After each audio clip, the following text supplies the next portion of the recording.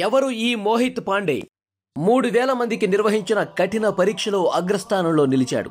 22 ఏళ్ల వయసున్న ఈ మోహిత్ పాండే అయోధ్యలోని రామ మందిరంలో ముఖ్య పూజారిగా బాధ్యతలను సక్రమంగా, సమర్థవంతంగా నిర్వహించగలడా? అయోధ్యలో రామమందిర ప్రారంభోత్సవ ఏర్పాట్లు చాలా వేగంగా జరుగుతున్నాయి. అయోధ్య నగరాన్ని ఒక వధువును ముస్తాబు చేసినట్లుగా ముస్తాబు చేస్తున్నారు. రామమందిరంలో పూజారిగా చేసేందుకు 3000 మంది పూజారులు దరఖాస్తు చేసుకుని ఎన్నో కఠిన పరీక్షలలో సమర్థవంతంగా పాల్గొన్నారు.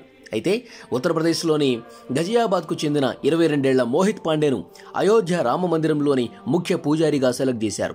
అసలు ఈ మోహిత్ పాండే 3000 మందిని వెనక్కి నెట్టి ముఖ్య పూజారిగా సెలెక్ట్ అయ్యాడంటే అతనిలో అంత ప్రత్యేకత ఏముందో మనం ఈ వీడియోలో తెలుసుకుందాం.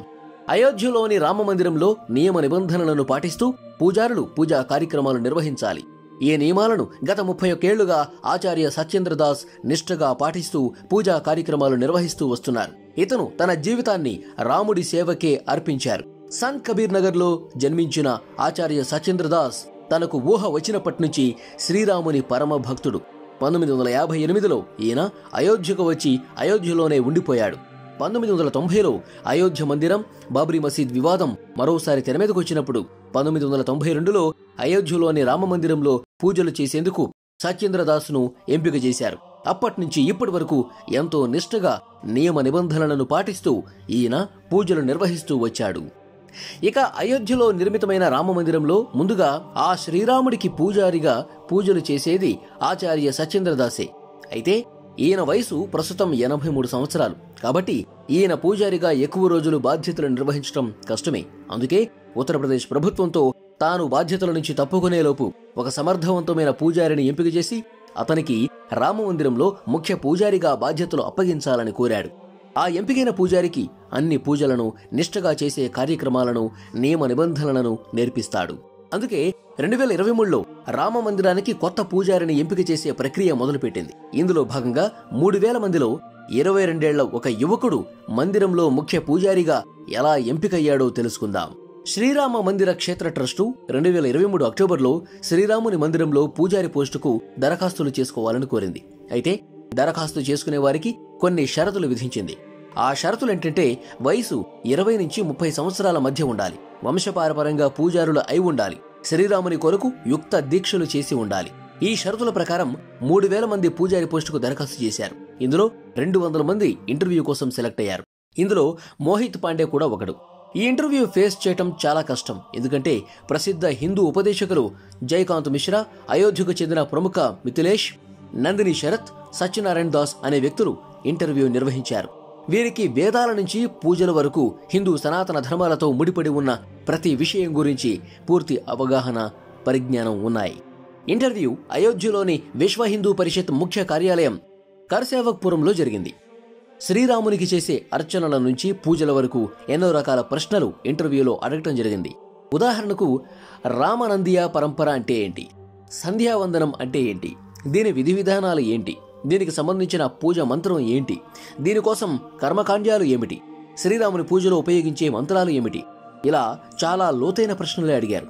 ఎందుకంటే మందిరంలో ఆచార్య సత్యేంద్రదాస్ ఉత్తరాధికారి కావటం, పూజారిగా బాధ్యతలు నిర్వహించడం అనేవి సమర్థవంతంగా నిర్వర్తించే ఒక బాధ్యత. ఇంటర్వ్యూ చేస్తేనే మనిషిలో ఎంత సత్తా ఉందో తెలుసుకోవచ్చు. ఇంచుమించు యూపీఎస్సీ ఇంటర్వ్యూ ఎలా ఉంటుందో ఆ స్థాయిలోనే ఇంటర్వ్యూ చేశారు. ఇక 200 మందిలో 21 మంది పూజారులుగా ఎంపికయ్యారు. ఇందులో ఒకరు ముఖ్య పూజారి, మిగిలిన 20 మంది సహాయక పూజారులుగా ఎంపికయ్యారు. ఆ ముఖ్య పూజారిగా మోహిత్ పాండ్యా ఎంపికయ్యాడు. మోహిత్ పాండ్యాలో ఉండే జ్ఞానం సత్యేంద్రదాసు కూడా నచ్చింది. మోహిత్ పాండ్యా గురించి వేద విద్యాపీఠ ఆచార్యులు లక్ష్మీకాంత్ పాడి ఏం చెప్పారంటే, మోహిత్ సితాపూర్ గ్రామానికి చెందినవాడు. 10 ఏళ్ల వయసు నుంచే మోహిత్ రామాయణం, మహాభారతం చదవటం ప్రారంభించాడు. మోహిత్ దుగ్ధేశ్వర్నాథ్ వేద విద్యాపీఠంలో విద్యను అభ్యసించాడు. తర్వాత ఆచార్య చదువు కోసం తిరుపతికి వెళ్లాడు. ఇంత చిన్న వయసులో ఆచార్య చదువుకునే కాకుండా మోహిత్ పిహెచ్డి కూడా చేశాడు.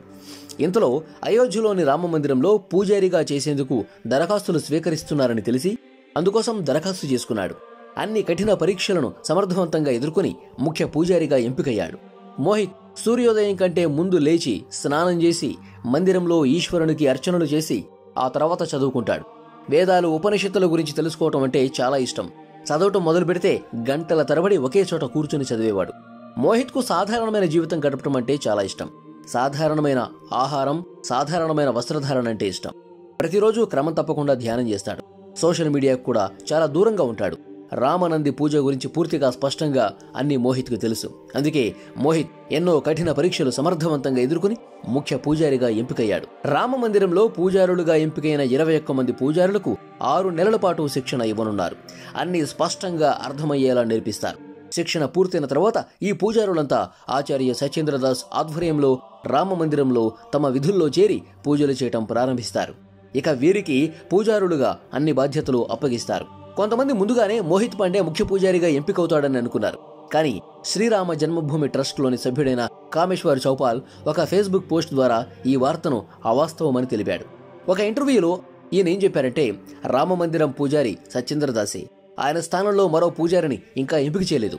ఇంటర్వ్యూ తర్వాత 21 మంది పూజారులను సెలెక్ట్ చేశారు. వీరికి 6 నెలల పాటు శిక్షణ ఇస్తారు. ఆ తర్వాత వీరి యోగ్యతల పరంగా నిర్ణయం తీసుకుంటారు. వృద్ధాప్యంలో ఉన్న సత్యేంద్రదాస్కు ఉత్తరాధికారిగా ఇంకా ఎవరిని ఎంపిక చేయలేదు. మందిరంలో పూజారులుగా సెలెక్ట్ అయిన వారిలో మోహిత్ పాండ్యా కూడా ఒకడు. కానీ మోహిత్ పాండ్యా ముఖ్య పూజారిగా ఎంపిక అవుతాడా లేదా అనేది భవిష్యత్తే నిర్ణయిస్తుందని చెప్పారు. 2024 జనవరి 22న అయోధ్యలోని రామమందిరంలో శ్రీరాముని విగ్రహ ప్రతిష్ఠ కార్యక్రమం జరగనుంది. ఈ విగ్రహ ప్రతిష్ఠ కార్యక్రమ బాధ్యతలన్నీ ఆచార్య సత్యేంద్రదాస్ గారికే అప్పగించారు. ఈయన రామ్ నంది పూజ కార్యక్రమాలను నిష్ఠగా నిర్వహించనున్నారు. హనుమాన్ చాలీసా లాగే శ్రీరాముని శృతి కొరకు ఒక కొత్త పుస్తకం ఆవిష్కరించనున్నారు. ఈ పుస్తక రచన ఇప్పటికే చాలా వరకు పూర్తయింది. ప్రస్తుతం ఆ పుస్తక రచన అంతిమ దశలో ఉంది.